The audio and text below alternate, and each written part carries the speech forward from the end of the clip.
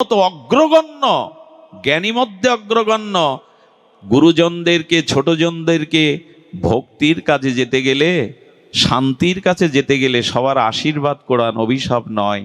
এমন কর্ম করবেন না, কারণ কারোর চোখে যদি জল ঝরান তার থেকে কোটি গুণ জল আপনি তুলে রাখুন আপনার জন্য। কারো চোখের যদি জল ঝরান, একদিন কোটি গুণ জল কাঁদালে কাঁদিতে হয়, এটা লিখে রাখুন। কাউকে অকারণে কাঁদালে আপনাকে কাঁদতেই হবে, এর প্রমাণ নেবেন। শ্রীকৃষ্ণ অখণ্ড পরতত্ত্ব ভগবান, তিনি কংস বিনাশ করে কারাগারে বসুদেব এবং দেবকীকে উদ্ধার করলেন। দেবকী তখন শৃঙ্খলিত, কৃষ্ণকে দেখে প্রশ্ন করছে, দাঁড়াও, তুমি ভগবান, তুমি পরম পুরুষ, তুমি পরমেশ্বর, ভগবানকে গর্বে ধারণ করে তোমার মুখে আমি মা ডাক কেন শুনতে পাইনি? আমার বুকের স্তন্য দুগ্ধ ভেসে গেছে, আমি তোমার মুখে দিতে পারিনি কেন? কোন অভিশাপে, কোন পাপে তোমার মতো সন্তানকেও পেয়ে আমি তোমার মুখে মা ডাক, তোমার বাৎসল্য প্রেম পাইনি? জবাব দিয়ে তবে আমার শৃঙ্খল মুক্ত করো। ভগবান মৃদু হেসে বললেন, মা এবার আমার দিকে তাকাও। দ্বিতীয়বার দৃষ্টি দিলে দেখলেন ওখানে কৃষ্ণ নেই, ধনুর্ধারী রাম দাঁড়িয়ে। মনে পড়ে মা, ত্রেতাতে তুমি রামকে বনবাসে পাঠিয়ে কৌশল্যাকে 14টা বছর কাঁদিয়েছিলে। কৌশল্যা তোমার চরণে পড়ে বলেছিল, আমি তো দাসী হয়ে থাকবো, ভরত রাজা হোক, কিন্তু রামের মা বলা ডাক হতে আমাকে বঞ্চিত করিস না। সেদিন কৌশল্যার মর্মভেদী এই অশ্রু জল তোমার হৃদয় বিগলিত করিনি, তুমি ছিলে কইকেয়ী। কাঁদালে কাঁদতে হয়, সেটাই পাচ্ছ তুমি। দয়া করে আশীর্বাদ করান। এমন কর্ম, এমন ক্রিয়া, এমন ভাষা, এমন চরিত্র আমাদের যেন না হয় যে মানুষের অভিশাপ কুড়িয়ে চলে যায়। কারণ আশীর্বাদ ছাড়া ভক্তি পাওয়া, শান্তি পাওয়া যায় না। সুধীজন, এই জন্য আমাদের সনাতন বৈদিক সভ্যতায় যে কোনো কাজ করতে গেলে পূর্বপুরুষের আশীর্বাদ নেওয়া হয়। বিয়েতে আবুদ্ধায়িক শ্রাদ্ধ পড়ানো হয় না, তো বিয়েতে আবার শ্রাদ্ধ কেন? বলে পূর্বপুরুষের আশীর্বাদ দরকার, তাদের আশীর্বাদ ছাড়া আমাদের কল্যাণ হয় না। আমি পরে এই লীলাটি, গরুরের লীলাতে একটু জানাবো, অদ্ভুত একটি লীলা, যে আশীর্বাদ কেন প্রয়োজন।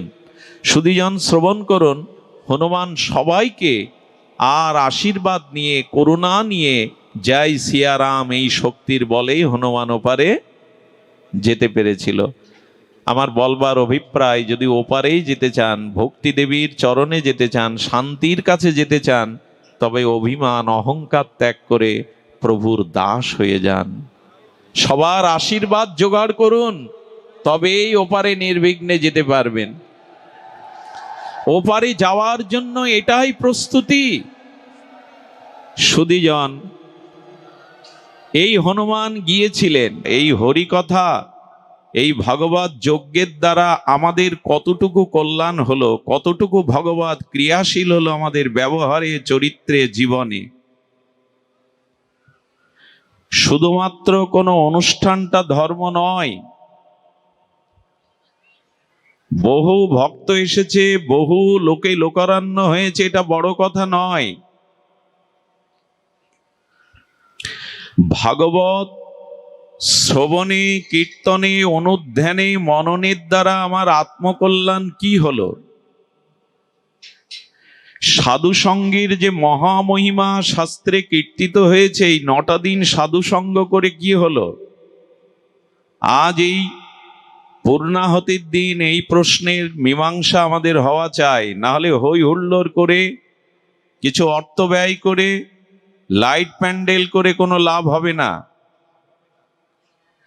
সাধু সঙ্গের উদ্দেশ্য কি? ভাগবত শ্রবণের, এর মহামহিমা, এর লক্ষ্য, এর উদ্দেশ্য, এর প্রাপ্তি কি, এটি আমাদের আগে জ্ঞাত হতে হবে। উৎপাত করে কোনো লাভ নেই। গোস্বামী বললেন, যেটুকু করবে শাস্ত্রের অনুশাসনে করবে। যে অনুষ্ঠানের দ্বারা তোমার অনুভূতি আসবে, আচরণ আসবে, তোমার জীবনে আত্মকল্যাণ আসবে, পরম মঙ্গল সূচিত হবে, সেদিকেই পা বাড়াও। শ্রুতি স্মৃতি পুরাণাদি পঞ্চরাত্র বিধিং বিনা ঐকান্তিক হরের ভক্তি উৎপাদেয়ত কল্পতে। বেদাদি নিখিল শাস্ত্র ভক্তি শাস্ত্রের নিরিখে আচার্য মহাজনগণ যে মার্গ যে দিগদর্শন তোমার জীবনে দিয়ে গেছে, সেটি না মান্যতা করে শাস্ত্রকে লঙ্ঘন করে তুমি হরিভক্তির আয়োজন যদি করো, অনুষ্ঠানের আয়োজন করো, তা উৎপাত ছাড়া কিছু হবে না। উৎপাত করে কোনো লাভ নেই। অনুষ্ঠান ভাগবত শ্রবণের হেতু কি? সাধু সঙ্গের আসন আমরা জানি। কেনই ভাগবত দিলেন যদি কমিটিকে প্রশ্ন করা হয়? বৎসরে 40 প্রহর নামযজ্ঞের আগে ভাগবত দিতে হয়, তাই দিলেন। এত অর্থ ব্যয় করে, এত পরিশ্রম করে সমাজের মানুষের ব্যক্তি চরিত্রের কি কল্যাণ হলো, এই প্রশ্ন আসবে। তার উত্তর কি দেব আমরা?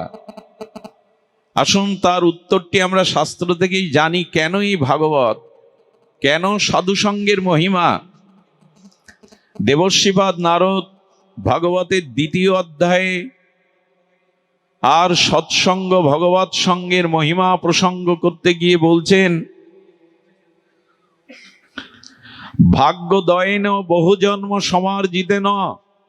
খুব ধ্যান দিয়ে শ্রবণের জন্য বিনীত অনুরোধ রাখছি আপনাদের কাছে। কি বলছেন? ভাগ্যদয়েন বহু জন্ম সমার্জিতেন।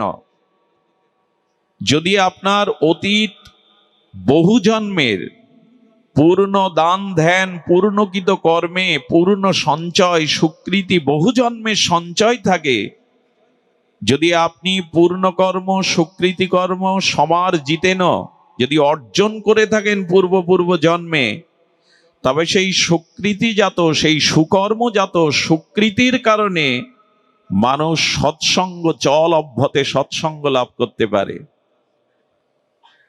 পূর্বকৃত জন্মের সুকৃতি সৌভাগ্য পূর্ণকৃত রাশি জমা না হলে কারো সাধু সঙ্গ করার ভাগ্য হয় না।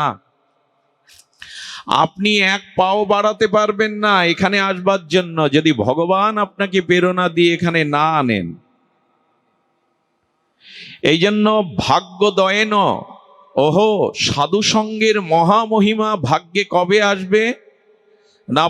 পূর্ব জন্মে যদি পূর্ণকৃত রাশি সুকৃতি সমার্জিতেন যদি অর্জিত থাকে, তখনই সাধু সঙ্গ করার ভাগ্য আসবে।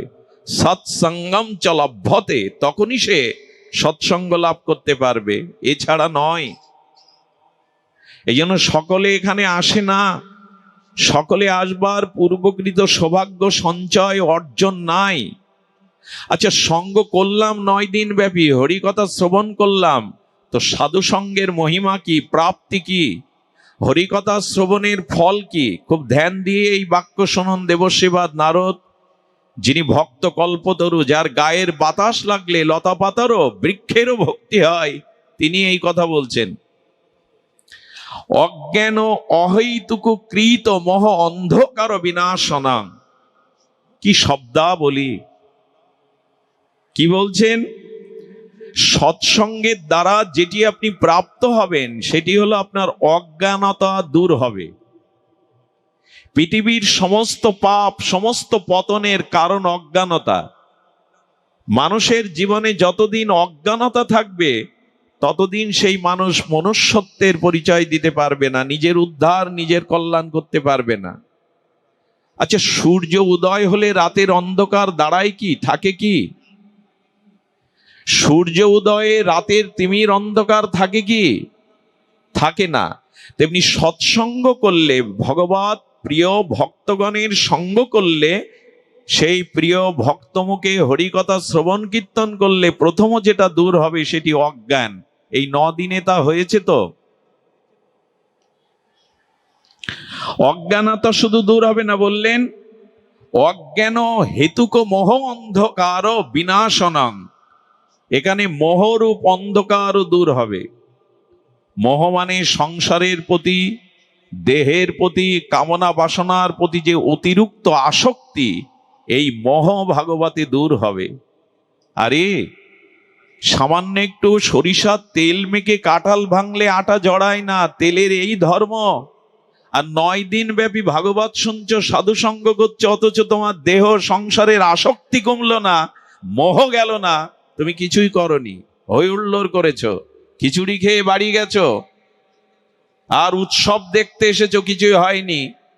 সামান্য তেল মেখে কাঁঠাল ভাঙলে আটা জড়ায় না, ভাগবত শ্রবণ করলে। আচ্ছা, এখন যারা শ্রবণ করতে এসেছেন, শ্রবণের পরে যারা গৃহে বা নিজ আলয় ফিরে যাবেন, তো আপনি ভাগবত শ্রবণ সাধু সঙ্গের আগে যে মানুষটা এসেছিলেন, সঙ্গ হরিকথা শ্রবণের পরে যে মানুষটা ফিরে গেলেন, এই মানুষ কি এক মানুষ? যদি একই জন হয় তাহলে জানতে হবে এটা বৃথা গেছে, তার এই হরিকথায় আয়োজন বৃথা। কিছু না কিছু মোহ, কিছু না কিছু অজ্ঞানতা দূর করেই তো বাড়ি ফিরবেন, না হলে সাধু সঙ্গ কি করলেন আপনি? যে মানুষটা এখানে এসেছে সাধু সঙ্গের পরে যখন ফিরে যাবে, নূতন কোনো চেতনা, নূতন কোনো ভাবনা, নূতন কোনো তার জীবনের উন্মেষ নিয়ে, চেতনা নিয়ে ফিরে যাবে। সামান্য হলেও যেতে হবে, নাহলে সাধু সঙ্গ মহিমা নাই। এই জন্য বললেন কৃত মহ অন্ধকার বিনাশনং, অন্ধকার দূরীভূত হবে। অন্ধকারের ধর্ম ঢেকে দেওয়া, বস্তুকে আবৃত করে দেওয়া। এখানে সমস্ত টিউবগুলো বন্ধ করে দিন, আলোগুলো, অন্ধকার নেমে আসলে এখানে কেউ কাউকে দেখতে পাবে না। অর্থাৎ অন্ধকার থাকলে আমরা জ্ঞানকে, প্রজ্ঞাকে, ভগবানকে, মানুষের ভেতরে ঈশ্বর আছেন, এটি ঢাকা পড়ে। যতদিন অন্ধকার অজ্ঞানতা আছে ততদিন স্বরূপ জাগবে না। সবার মধ্যে ঈশ্বর আছেন, আমার হৃদয়ে বসে আছেন। অন্ধকারের ধর্ম আবৃত করা, ঢেকে দেওয়া। ভাগবত সঙ্গ সাধু সঙ্গের মহামহিমায় যদি মোহ অন্ধকার বিনাশ না হয়, তাহলে জানতে হবে যে আধারে, আমি সেই আধারেই রয়ে গেলাম। না সং বিধায়া তদ্বয়েত বিবেক। আর সাধু সঙ্গের সর্বশ্রেষ্ঠ ফল, যেটা আগেগুলো বললাম, মোহ দূর হওয়া, অজ্ঞান দূর হওয়া, অন্ধকার দূর হওয়া, এগুলো কাঁচা ফল। সৎসঙ্গ হরিকথার পরিপক্ক রসালো ফল হলো বিবেক জাগবে। যদি বিবেক না জাগে তবে আপনি সঙ্গ করেননি। পাঠক শুধু মুখস্থ করে অর্থ, যশ, খ্যাতির জন্য আমার মতো এখানে এসে বসেছে, তার ভেতরে না আছে ভগবত আরাধনা, না আছে শাস্ত্রের ভজন উপলব্ধি। এক অন্ধ আর এক অন্ধকে পথ দেখাতে পারে না।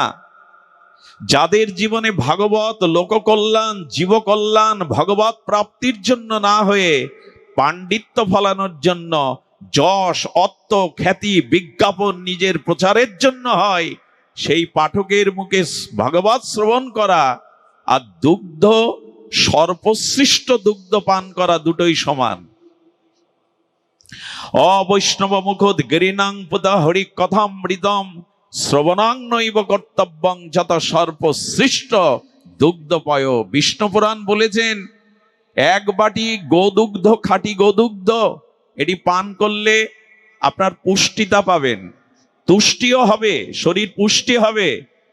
কিন্তু আপনার অজান্তে যদি কোনো বিষাক্ত সর্প ওই দুধের বাটিতে মুখ এঁটো করে দিয়ে যায়, তখন ওই দুধ বলকারক, পুষ্টিকারক না হয়ে হানিকারক, ক্ষতিকারক হবে।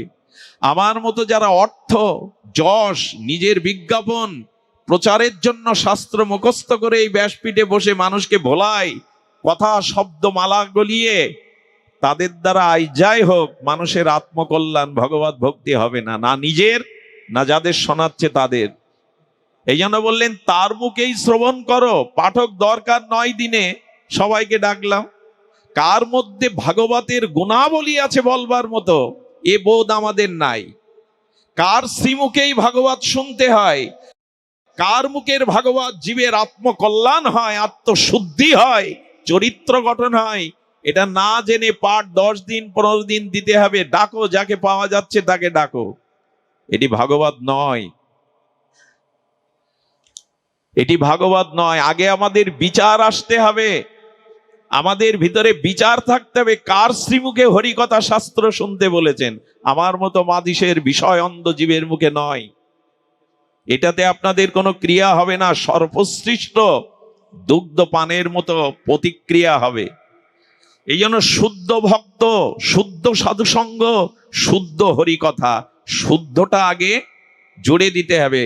মাস্টার, ডাক্তার, ইঞ্জিনিয়ার, এটা শুধু হলে হবে না, ওর আগে সৎ ডাক্তার, সৎ মাস্টার, এই সৎ শব্দ জুড়ে দিতে হবে। এই জন্য সঙ্গ হই হুল্লোড় করেও বা যদি আত্মজ্ঞান না হয়, তো বললাম যে মানুষটা এসেছিলেন শুনতে, সাধু সঙ্গ হরিকথা শ্রবণের পর ফিরে গেলেন, অন্য মানুষ যদি না হতে পারেন, সাধু সঙ্গ হরিকথা বিফলে গেছে। না সং বিদায় তদ্দয়ে তো বিবেক, সাধু সঙ্গতে বিবেক জাগবে। বিবেক কাকে বলে?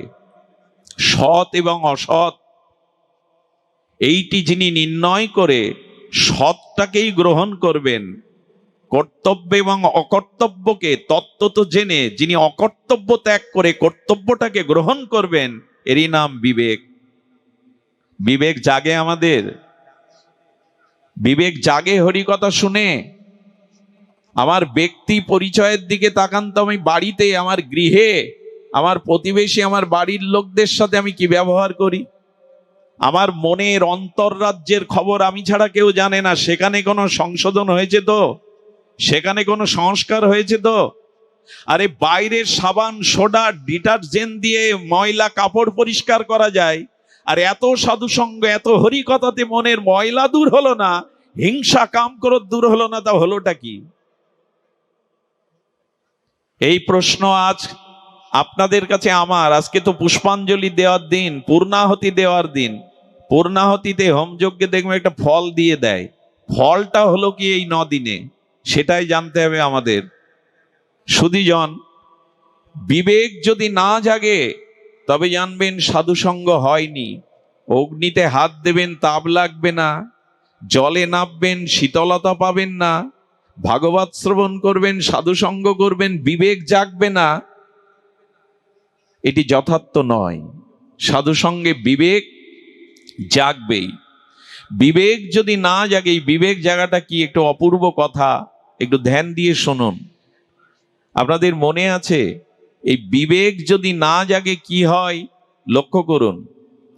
হনুমান সহ, যুবরাজ অঙ্গদ সহ, জাম্ববান সুগ্রীব সহ রামচন্দ্রের কাছে আদেশ আশীর্বাদ নিয়ে বেরিয়েছে সীতার অন্বেষণে।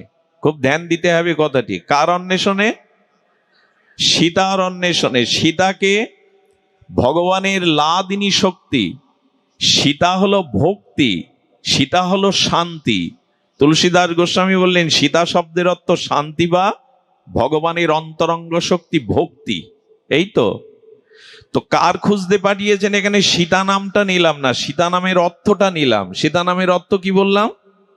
ভক্তি বা শান্তি। শান্তি সীতা, ভক্তি সীতা।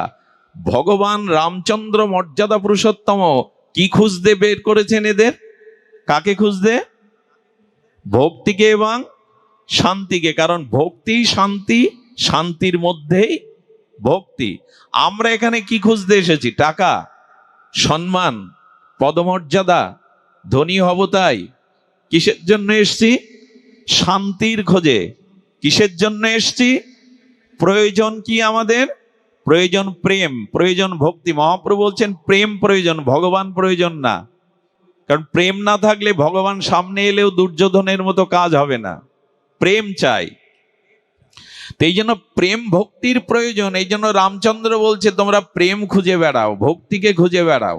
কারণ ভক্তি তোমাদের কাছে, শান্তি তোমাদের কাছে এসেছেন কেন? ওই শান্তির জন্যই তো, ওই ভক্তি। কারণ প্রেম পেলেই তো সব পাওয়া হয়। তো এই খোঁজ করতে যারা বেরিয়েছেন সবাই কি শান্তিরূপ সীতার কাছে, ভক্তিরূপ সীতার কাছে পৌঁছাতে পেরেছিল? সবাই সীতার অন্বেষণ পেয়েছিল, খোঁজ পেয়েছিল? কে পেয়েছিল? ভক্তরাজ হনুমান। এখানে এই রহস্যটা জানা দরকার। ভগবানও নির্দেশ দিলেন যাও আমার স্বরূপবৃত্তি শান্তিরূপ ভক্তিরূপ সীতাকে অন্বেষণ করো। আচ্ছা, অন্বেষণ করতে গিয়ে সমুদ্রের তীরে দাঁড়িয়েছিল এই বানর সেনা, সুগ্রীবাদী, জাম্ববানাদি। কোথায় দাঁড়িয়েছে? সমুদ্রের এপারে। সীতা কোথায়? ওই পারে। খুব মার্মিক কথা। এ কথা হৃদয়ে নিলে এক পা এগিয়ে যেতে পারবেন, নিশ্চিত এগিয়ে যেতে পারবেন। তবে শ্রদ্ধার সহিত শুনতে হবে, অটুট বিশ্বাস নিয়ে শুনতে হবে এই তত্ত্ব। ওই পারে 400 ক্রোশ ওই সমুদ্রের সীমা। সম্পাতি বলে দিয়েছেন, সম্পাতি মানে পাখি। মানুষের দৃষ্টির থেকে পাখির দৃষ্টি বহু দূরে যায়। একটা গৃহীত শগুন 20 কিলোমিটার ওপর থেকে বুঝতে পারে কোথায় মরা পড়ে আছে। আপনি 20 কিলোমিটার জিনিস দেখতে পাবেন। ওদের দৃষ্টিশক্তি প্রখর। যেমন সারমেয় কুকুরের শ্রবণ শক্তি খুব প্রকার। 1 কিলোমিটার দূরে কোনো একটা সংকেত পেলে মাটির তলে ওরা নড়ে ওঠে। ওদের শ্রবণ শক্তিটি প্রকার, পাখির দৃষ্টিশক্তিটি অত্যন্ত প্রকার। তো সম্পানি বলে দিয়েছেন 400 করোড় সমুদ্রের এরিয়া পার হয়ে অশোক কাননে মা সীতা ওইখানে আছে।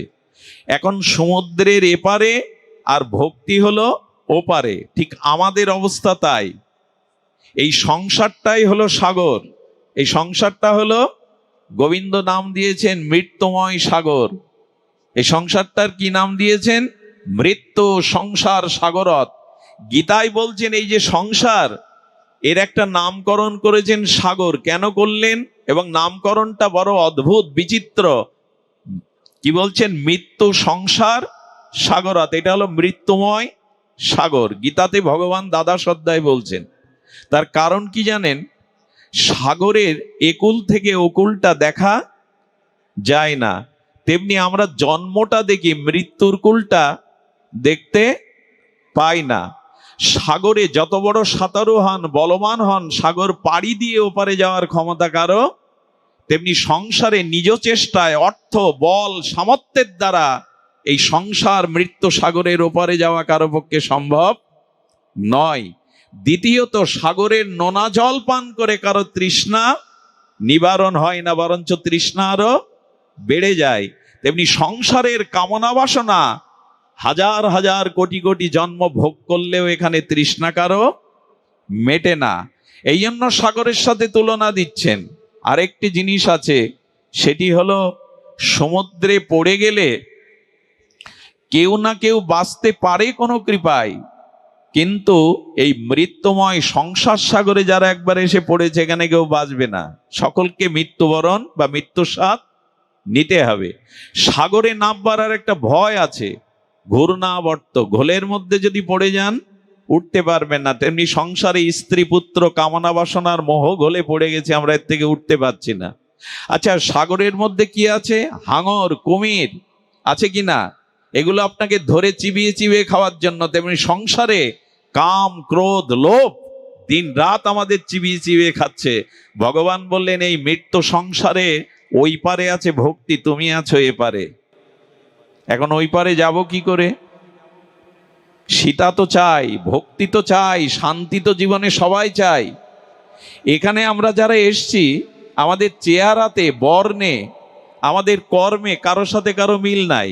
প্রত্যেকেই ভিন্ন ভিন্ন স্বাতন্ত্র, কিন্তু একটা বিষয় মিল আছে। এখানে যারা এসছেন, ছোট থেকে বৃদ্ধ, জ্ঞানী থেকে মূর্খ, অজ্ঞ থেকে বিজ্ঞ, সবার জীবনে দুঃখ আছে। এইটাই মিল আছে আমাদের এখানে। যারাই আছে কোনো না কোনো রোগ শোক ব্যাধি দুঃখ আছেই, এ কথায় বিতর্ক উঠবে না।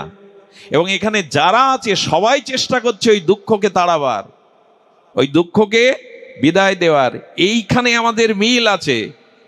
কিন্তু এই দুঃখময় মৃত্যুময় সাগরের ওপারেই তো শান্তি, যাবেন কি করে? খুব অদ্ভুত প্রসঙ্গ এটি। আজ আমি জীবনের প্রথম আলোচনা করছি এই প্রসঙ্গটা, কেন জানি না মাথায় এলো।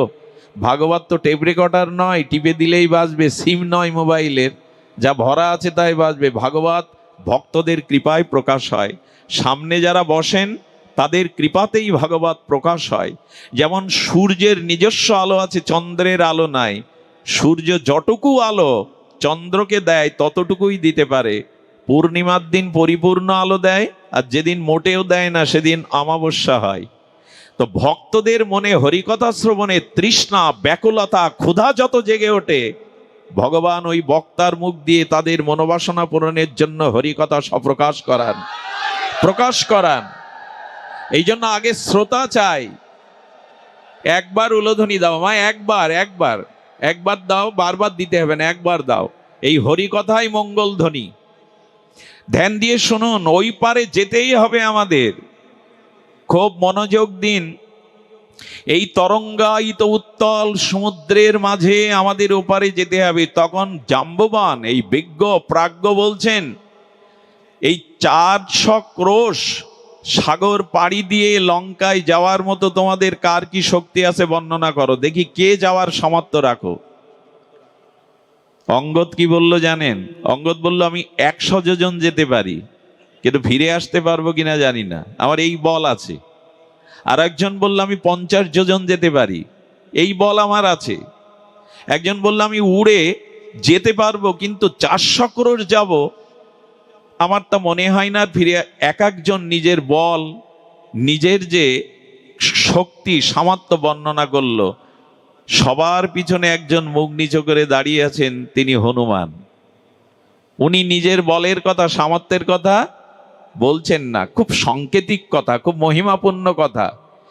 যতদিন আপনি এই সংসারে নিজের বল, নিজের ক্ষমতা, নিজের পাণ্ডিত্য, এই অভিমান থাকবে, ততদিন ওই পারে যাওয়ার ক্ষমতা নেই আপনার।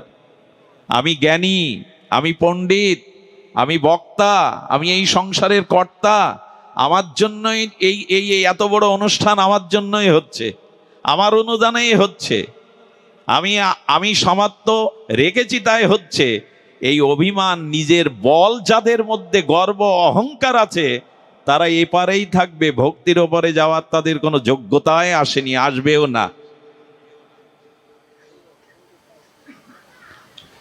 অভিমান যতদিন আছে, অহংকার যতদিন আছে, বিদ্যা, বল, পাণ্ডিত্য, উচ্চকুল, ক্ষমতা, ততদিন ওই পারে যাওয়া যাবে না, এই পারেই পড়ে থাকতে হবে। শান্তির খোঁজ, ভক্তির খোঁজ পাওয়া যাবে না। রাধে রাধে, কৃপা করুন। রাধে রাধে, জয় শ্রী রাধে। বাবা বাবা আমার দিকে তাকাও, বাবা কৃপা করো, কৃপা করো। সুধীজন একটু ধ্যান দিন। আচ্ছা, সাগরে, নদীতে, পুকুরে সাঁতার জানান লোক যদি যায় ভাসতে, কি হয় পরিণতি? একটু কথা বলতে হবে, কি হয়? সাঁতার জানে না, নদীতে সাগরে নেমেছে, পুকুরে নেমেছে, কি হয় পরিণতি?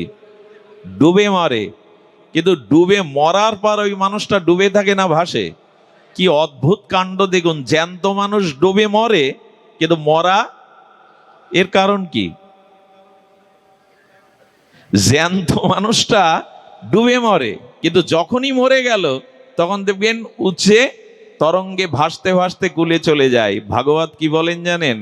যতদিন অহংকার জীবিত থাকবে ততদিন তুমি ডুবে যাবে এই সংসার সাগরে। অহংকার যেদিন মরে যাবে সেদিন ভাসতে ভাসতে ওই পারে যেতে পারবে, ওই কুলে যেতে পারবে। কোন বিষয়ের যদি ক্ষুদ্র অভিমান তোমার থাকে, অহংকার থাকে, তাহলে ওপারে যাওয়া হবে না। এরা সব নিজের বলের কথা বলছে, আমি এতটা যেতে পারি, আমার এতটা শক্তি আছে, আমার এতটা বল আছে, যেতে পারি। একজন কেবল নিজের বলের গর্ব না করে আড়ালে বসে মন খারাপ করে চিন্তা করছে কি করে মার কাছে পৌঁছাবো, তিনি হনুমান। অথচ এই হনুমানকে, হনুমান হলো ভগবান শঙ্কর, শিব, ঈশতত্ত্ব ভগবান শঙ্কর প্রভুর সেবার জন্য হনুমান রূপে এসেছিলেন। অতুল বলধাম, গোস্বামী বলছেন অতুল বলধাম। সেটা বলের ব্যাখ্যা দেই। সমগ্র চতুর্দশ ভুবনের মানুষের বাহুতে যে বল আছে, মানে পৃথিবীতে যদি 800 কোটি মানুষ থাকে বা 850 কোটি, তাদের বাহুতে যে বল আছে তার থেকে 1000 গুণ বল বেশি দেবরাজ ইন্দ্রের বাহুতে। আর দেবরাজ ইন্দ্রের বাহুতে যে বল আছে তার থেকে কয়েক হাজার বেশি বল হলো হনুমানের বাহুতে। হনুমানের বাহুতে যে বল আছে তার থেকে কয়েক লক্ষ গুণ বল বেশি বলরামের একটা আঙুলে, বলদেবের। আর বলদেবের আঙুলে যে বল আছে তার থেকে কোটি কোটি বল গোবিন্দের মুখের একটা হাসিতে, শ্রী গোবিন্দের বদনের একটা হাসিতে। আর গোবিন্দের বদনে যে হাসি তার থেকে কোটি গুণ বল আছে রাধারানীর করুণা দৃষ্টির মধ্যে। জয় রাধে। রাধারানী দৃষ্টি দিলেই আর প্রেম পেতে বাকি থাকে না। তো হনুমানজি একবার বলেছি, একবার দাও, অনেকেই শুনতেও পায় না। জয় রাধে, কৃপা করো, কৃপা করো। অবশ্য মাঝে মাঝে উলুধ্বনির প্রয়োজন আছে, আমাদের নিদ্রা আসে, অলসতা আসে, একটু ধ্বনি দিলে জেগে ওঠে। কারণ আমাদের অনেক জন্মে এইসব অভ্যাস নাই, যেন ঘুম আসে, অলসতা আসে। জেগে থাকুন, একদিন যে ঘুমাবেন ওই ঘুম আর ভাঙবে না, ডেকে ডেকে ঘুম ভাঙাতে কেউ পারবে না। সোতে সোতে কেয়া করো ভাই, ওঠো জাগো ভজ মোরার, এই সাদিন আয়েগা লম্বা পানা হিপাসার। তুলসীদাস গোস্বামী বলছেন, আজ ঘুমাবে কেন এখানে, আজ জেগে হরিকথা শোনো, একদিন ঘুম আসছে যে ঘুম আর কেউ ভাঙাতে পারবে না। সেদিন আর লম্বা পাটা ভাস করেও শুতে পারবে না, এপাশ ওপাশ করেও শুতে পারবে না। আজ কেন ঘুমাচ্ছ? জেগে থাকুন। সুধীজন, যে কথা বলছিলাম, হনুমান হলেন অতুলিত বালধাম, জ্ঞানী মধ্যে অগ্রগণ্য, হনুমানের মতো জ্ঞান জগতে বিরল, সাক্ষাৎ শঙ্কর শিবের অবতার। তিনি বসে বসে চিন্তা করছেন মায়ের কাছে কি করে পৌঁছাবো ভক্তির কাছে। উনি কিন্তু একবারও নিজের বলের কথা বলছেন না। জাম্ববান প্রাজ্ঞ জ্ঞানী গিয়ে বলছেন, হনুমান তুমি চুপচাপ বসে আছো কেন? সবাই তো নিজের বলের কথা, নিজের ক্ষমতার কথা বলল। হনুমান হাত জোর করে বললেন, আমার তো নিজের কোনো বলই নেই, তো আমি কি বলবো, এই জন্য চুপ হয়ে আছি। এই হলো ভক্তের। কারা ওপারে যায়, কারা ভক্তির কাছে পৌঁছাতে পারে, কারা শান্তির কাছে পৌঁছাতে পারে এই মৃত্যুময় সংসারের ওপারে। এই দেখুন হনুমানের কথা, ভগবান শিব হয়ে এসছেন, অতুলিত বলধাম, জ্ঞানী মধ্যে অগ্রগণ্য। তিনি বললেন, আমার নিজস্ব কোনো বলই নেই, তো আমি কি বলবো আপনাকে। আমরা এই জায়গায় আসতে পারি তো যে সাগর পার হব? আমার রূপ, আমার বিদ্যা, আমার টাকা, আমার গর্ব, এই করেই তো গেল জগৎটা। আরে কিঞ্চিত মাত্র অহংকার যতদিন আছে যার মধ্যে, তার উপরে যাওয়ার সামর্থ্য নাই। এই জন্য কেউ যেতে পারেনি হনুমান ছাড়া। আচ্ছা, আপনি যদি গোডাউনে কোনো মাল রাখেন, বড় একটা গোডাউনে, মালটা আছে কোথায়? গোডাউনে আছে। গোডাউনে মাল আছে বিদায় কি ওই মালটা গোডাউনের? কার হবে ওটা? শেড বা ব্যবসায়ীর। তেমনি আপনার মধ্যে যেটুকু বল, শক্তি, ক্রিয়া, সামর্থ্য, রূপ, বিদ্যা আছে, আপনি গোডাউন, এই দেহটা একটা গোডাউন, ওটা ভগবানেরই দেহ, আপনার নয়। ওটা আপনার নয়। গোডাউনে রাখা মালটা গোডাউনেই থাকে, কিন্তু ওটা গোডাউনের না। ওইটা কোনো মালিকের ওখানে কৃপা করে রেখেছেন। তাই যার মধ্যে যেটুকু গুণ আছে, রূপ আছে, শক্তি আছে, সবকিছু ভগবানের। আমার বলিতে কিছু নাই, হরি সবই যে তোমার দান। আত্মা না থাকলে বাহাদুরি কোথায়? আপনার মধ্যে আত্মা না থাকলে, আচ্ছা আজকের যিনি প্রেসিডেন্ট, যদি তিনি 100 বছর আয়ু নিয়ে বাঁচুন, 100 বছর পরে মারা যান, মারা যাওয়া প্রেসিডেন্টের দেহটা আর ওই পদে বসবে তো? কেন বসবে না? উনিই তো আছেন।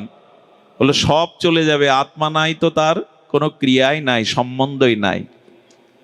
এত স্বাদের স্ত্রী মারা গেলে আজই রাত্রে পুড়িয়ে দেবে, 2-4 দিন রাখবে না। যুবতী সুন্দরী স্ত্রী তবু রাখবে না, কারণ আত্মা না চলে গেলে কোনো কিছুর অস্তিত্ব থাকে না। এই জন্য শাস্ত্রে বলছেন, তোমার নয়, তোমার রূপ, তোমার যৌবন, তোমার শক্তি, তোমার ধন, তোমার পাণ্ডিত্য, তোমার মধ্যে যা আছে, এটা দেহরূপ গোডাউনে ভগবানেরই রেখে দেওয়া।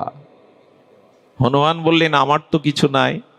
বলে, হনুমান তবে তোমার পরিচয় কি? তুমি পরিচয় দাও, তুমি অতুলিত, জ্ঞানী মধ্যে অগ্রগণ্য। হনুমান বললেন, পরিচয় একটা আমার আছে, সে পরিচয় হলো আমি রাম দাস, আমি রামচন্দ্রের দাস। এই জায়গাটায় আসতে হবে সংসার সমুদ্র পাড়ি দিতে। এটাই মহাপ্রভু বলেছেন, জীবের স্বরূপ হয় নিত্য কৃষ্ণ দাস। একটু বেশি বলা হয়ে গেল, দাসও নয়, আমরা দাসানুদাস, দাসেরও দাস। শ্রীকৃষ্ণ চৈতন্য প্রভু দাসের অনুদাস। প্রেম ভক্তির মহারাজ ঠাকুর নরোত্তম বললেন, আমি দাস হবার যোগ্যতা রাখি না, আমি দাসেরও অনুদাস। হনুমান বললেন, আমি রাম দাসেরও দাস, আমার নিজস্ব কোনো বল শক্তি নাই। তবে হনুমান বললেন, প্রভু দাস হিসাবে প্রভু যদি আমাকে কৃপা করেন, প্রভু যদি করুণা করেন, তবে প্রভুর শক্তিতেই, প্রভুর কৃপা বলেই আমি সীতা অন্বেষণে চেষ্টা করতে পারি। এই হলো ভক্তের কথা। আমি করেছি, আমার দ্বারাই হয়েছে, অমুক তমুক, এই অভিমান অহংকার। ওই যে বললাম, জ্যান্ত কিন্তু ডুবে মরবে, না মরলে ভাসা যাবে না। অহংকার না মরলে আর ভাসতে ভাসতে নদীর তরঙ্গে, স্রোতের তরঙ্গে তো কূলে গিয়ে বাঁধে একদিন। তেমনি ওই কূলে যদি যেতে চান, অহংকারকে মেরে ফেলুন। অহংকার মারার দুটি উপায় আছে। আমার সামনে আমি যাকে দেখব আমার থেকে কোনো না কোনো গুণে তিনি উত্তম, এই দৈন্যতা এলেই কেবল অহংকার দূর হয়। মায়েরা সন্ধ্যাবেলায় তুলসী তলায় প্রদীপ জ্বালতো, এখন জ্বালে কিনা জানি না, কেউ কেউ জ্বালে। আগেকার মায়েরা গলে কাপড় দিয়ে আর লাল পেড়ে সাদা কোলে শাড়ি পরে গলে আঁচল দিয়ে তুলসী তলায় পূর্বপুরুষের আশীর্বাদ নেওয়ার জন্য প্রদীপ জ্বালতো। এখন ওই যে জোনাকি, ক্ষততক, জোনাকির নাম হলো ক্ষততক। এই ক্ষততক জোনাকি যখন মিটমিট করে জ্বলে, ওরা মনে করে সন্ধ্যার অন্ধকার আমিই বুঝি দূর করছি, আমার আলোতেই সন্ধ্যার অন্ধকার দূর হচ্ছে। কিন্তু মায়ের যখন তুলসী তলে প্রদীপ জ্বলে, ওই প্রদীপের শিখা দেখে তখন ওর অভিমান দূর হয়। না না, আমি তো জ্বলছি আর নিভছি, কিন্তু ও তো শিখা দিয়েই আলো দিচ্ছে আমার থেকে বেশি, বরঞ্চ আমরা ওর আলোতে যাচ্ছি আলো নেওয়ার জন্য। তখন ক্ষততক জোনাকির অভিমান দূর হয় যে আমি আলো বিতরণ করছি। প্রদীপ জ্বলতে জ্বলতে প্রদীপের অভিমান আসে, আমি আলো জ্বলছি। হঠাৎ প্রদীপের শিখা তো উপরের দিকে দেখে নক্ষত্রগুলো কত আলোকবর্ষ দূর থেকে জগতে জল জল করছে, তারকারাজি বলে আলো উড়াই দিচ্ছে। তারকা মনে করে, তারা মনে করে আমরাই শত আলোকবর্ষ দূর থেকে পৃথিবীতে আমরাই আলো দিচ্ছি। কিন্তু চাঁদ উঠল, যখন চন্দ্রের উদয় হলো তখন লজ্জা পেয়ে তারা বলল, আরে আমরা কোটি কোটি কেন, অসংখ্য তারাও জগৎকে আলো দিতে পারবো না, আলো দিতে পারে চন্দ্র। চন্দ্রের অভিমান হলো আমি স্নিগ্ধ জ্যোৎস্না প্লাবিত করে জগৎকে আলো দেই। প্রভাতে যখন সূর্য উঠল তখন চন্দ্র ম্লান হয়ে বলল, আমার অভিমান সাজে না, কারণ আলো আমার নিজস্ব না, আলো সূর্যের। আর আমাদের আধ্যাত্ম বিজ্ঞানীরা বলছে সূর্যেরও নিজস্ব আলো নাই, গোবিন্দের নখাগ্র জ্যোতি এই সূর্য আলোকিত করছে পৃথিবীতে। গোবিন্দের নখাগ্র জ্যোতিতে আলো আমাদের নাই। এই জন্য ভগবানের মহিমা আমার উপরে, এই ওপারে যাওয়ার এটাই উপায়। যদি অভিমান দূর হয় আপনি দাস হতে পারেন। অহংকার, অভিমান, অসৎ জ্ঞান এগুলি ওপারে যাওয়ার বাধা, ভক্তির পথে বাধা, অন্তরায়। হনুমান প্রভুকে প্রণাম করে প্রত্যেক ছোট বড়কে আশীর্বাদ নিলেন পায়ে প্রণাম করে। চিন্তা করতে পারেন, হনুমান প্রণাম করছে বানরদের। প্রভুর কার্যের, প্রভুর আশীর্বাদে, সীতা অন্বেষণে, মা অন্বেষণে যাব, তোমরা আশীর্বাদ করো। একটা জিনিস বলি, এই আশীর্বাদটা কুড়িয়ে নেবেন গুরুজনের, এর থেকে বড় জিনিস আর জগতে নাই। অভিশাপ যেমন ভয়াবহ, আশীর্বাদ তেমনি মঙ্গলদায়ক। আশীর্বাদের অনেক অনেক মহিমা, আশীর্বাদ সাধারণ জিনিস নয়। আচ্ছা, আমি গতকালও বলেছিলাম কথাটা, একটু ধ্যান দিন তো। সাধু দেখলে, গুরু দেখলে, আচার্য দেখলে তার হাতটা আমরা মাথায় নিতে চেষ্টা করি কেন? বলি কিনা বাবা, মা হাতায় একটু, মাথায় হাত দিন, একটু আশীর্বাদ করুন, বলি কিনা মা? মাথাতে হাত দিলে কি হয়? আচ্ছা, আপনার হাত আর সাধুর হাতের মধ্যে পার্থক্য আছে কি? রক্ত মাংসের, পাঁচটাই তো অঙ্গুলি, হাতের অবয়ব তো একই, একই বস্তু দিয়ে তৈরি করা, রক্ত মাংস দিয়ে, শিরা হাড় দিয়ে। তা হাত, সাধুর হাত, শ্রীগুরু পাদপদ্মের হাত আপনি মাথায় নিতে চান কেন? কারণ কি? বলে হাত সকলের একই রকম উপাদান দিয়ে গড়া হলেও সকলের হাত একরকম নয়। আচ্ছা, একটা দৃষ্টান্ত দিই, মায়ের হাতের রান্না আর হোটেলের বয়ের হাতের রান্না এক হয় কি? কেন? দুইটাই তো হাত, দুইজনই তো রান্না করলো। মায়ের হাতের রান্নার মধ্যে সন্তানের সুস্বাস্থ্য, সন্তানের নিরোগতার একটা স্নেহ মমতা মোশানো থাকে, ওটা হোটেল বয়ের মধ্যে হাত পার্থক্য হলো কিনা? আচ্ছা, এখানে যদি জুয়েল আইস আসেন, এই হাতে জাদু, উনি যেভাবে দেখা, একটা রুমাল নিয়ে কবুতর দিয়ে উড়িয়ে দিলেন, আপনি পারবেন তো এই হাতে ওই জাদু দেখাতে? হাত কি এক নাকি? এক নয়। এই জন্য সাধুগুরু বৈষ্ণবের মাথায় হাত দেখে আশীর্বাদ কেন নেওয়া হয়? ওদের হাতে কিছু আছে। এই জন্য মাথায় হাত, আমার মতো জন যেন কারো মাথায় হাত না দেয়, কারণ আমাদের হাতটা মাথায় দিলে শুধু অভিমানী বৃদ্ধি পাবে। আমি আশীর্বাদ করার যোগ্য, কৃপা দেওয়ার যোগ্য, কিন্তু দিতে নাই সামর্থ্য না থাকলে। দিতেও নাই, না নেওয়া উচিত। দিতে পারে কারা জানেন? আমাদের দক্ষিণেশ্বরের রামকৃষ্ণ পরমহংস, উনি বলরাম বসুর বাড়িতে সৎসঙ্গ করছেন, আর ঠাকুরের তো সেই ভাব দশা, মায়ের সঙ্গীত সুধা চিন্তা করতে করতে মাঝে মাঝে চোখ স্থির হয়ে যাচ্ছেন, সমাধিস্থ হয়ে পড়ছেন। আর তখনই ল কলেজের ছাত্র, ভীষণ তার্কিক, পরীক্ষা ছাড়া নিরীক্ষা ছাড়া কোনো কিছু বিশ্বাস করেন না, নরেন দত্ত বন্ধুদের নিয়ে ওই পথে দেখতে গিয়ে বললে, চল তো, চল একটু দেখে আসি কোন সাধু। আরে ঠাকুরের সামনে গিয়ে বলছে, তুমি ঈশ্বর দেখেছো? ঠাকুর ভাবলেন, ওর দিকে তাকিয়ে বুঝলেন এ সাধারণ নয়, এ কেউ সাধারণ নয়। ঠাকুর বললেন, দেখেছি কে? তোকে যেমন দেখেছি, ঈশ্বরকেও আমি দেখেছি, তোকেও দেখাতে পারি। নরেন দত্ত ভাবলেন, ইনি মহাপুরুষ নয়, মহা উন্মাদ, পাগল। এই কথা যে বলতে পারে, হয়তো সে মহাপুরুষ, নাহলে উন্মাদ। বলেন, তাহলে আমাকে দেখান, উপলব্ধি করান।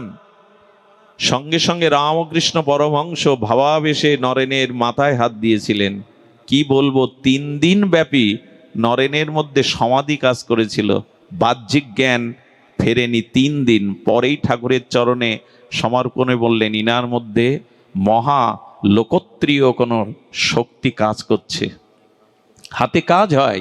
এই জন্য আশীর্বাদ নিতে হয়। হনুমানের মতো অগ্রগণ্য জ্ঞানী মধ্যে অগ্রগণ্য গুরুজনদেরকে, ছোটজনদেরকে ভক্তির কাজে যেতে গেলে, শান্তির কাছে যেতে গেলে সবার আশীর্বাদ করান, অভিশাপ নয়।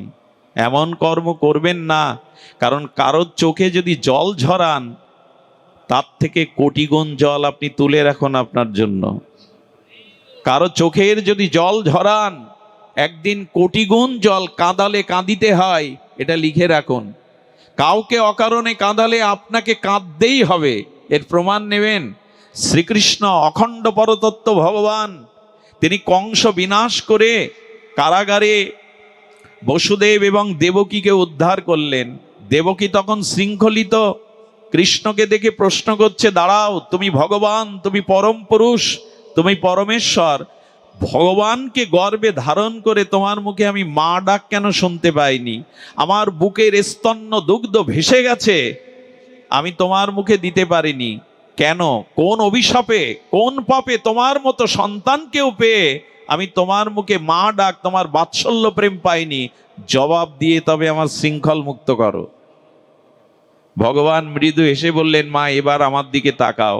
দ্বিতীয়বার দৃষ্টি দিলে দেখলেন ওখানে কৃষ্ণ নেই, ধনুর্ধারী রাম দাঁড়িয়ে। মনে পড়ে মা, ত্রেতাতে তুমি রামকে বনবাসে পাঠিয়ে কৌশল্যাকে 14টা বছর কাঁদিয়েছিলে। কৌশল্যা তোমার চরণে পড়ে বলেছিল, আমি তো দাসী হয়ে থাকবো, ভরত রাজা হোক, কিন্তু রামের মা বলা ডাক হতে আমাকে বঞ্চিত করিস না। সেদিন কৌশল্যার মর্মভেদী এই অশ্রু জল তোমার হৃদয় বিগলিত করিনি, তুমি ছিলে কইকেয়ী। কাঁদালে কাঁদতে হয়, সেটাই পাচ্ছ তুমি। দয়া করে আশীর্বাদ করান। এমন কর্ম, এমন ক্রিয়া, এমন ভাষা, এমন চরিত্র আমাদের যেন না হয় যে মানুষের অভিশাপ কুড়িয়ে চলে যায়। কারণ আশীর্বাদ ছাড়া ভক্তি পাওয়া, শান্তি পাওয়া যায় না। সুধীজন, এই জন্য আমাদের সনাতন বৈদিক সভ্যতায় যে কোনো কাজ করতে গেলে পূর্বপুরুষের আশীর্বাদ নেওয়া হয়। বিয়েতে আবুদ্ধায়িক শ্রাদ্ধ পড়ানো হয় না, তো বিয়েতে আবার শ্রাদ্ধ কেন? বলে পূর্বপুরুষের আশীর্বাদ দরকার, তাদের আশীর্বাদ ছাড়া আমাদের কল্যাণ হয় না। আমি পরে এই লীলাটি, গরুরের লীলাতে একটু জানাবো, অদ্ভুত একটি লীলা, যে আশীর্বাদ কেন প্রয়োজন। সুধীজন, শ্রবণ করুন। হনুমান সবাইকে আর আশীর্বাদ নিয়ে, করুণা নিয়ে, জয় সিয়ারাম, এই শক্তির বলেই হনুমান ওপারে যেতে পেরেছিল। আমার বলবার অভিপ্রায়, যদি ওপারেই যেতে চান, ভক্তি দেবীর চরণে যেতে চান, শান্তির কাছে যেতে চান, তবে অভিমান অহংকার ত্যাগ করে প্রভুর দাস হয়ে যান। সবার আশীর্বাদ জোগাড় করুন, তবেই ওপারে নির্বিঘ্নে যেতে পারবেন।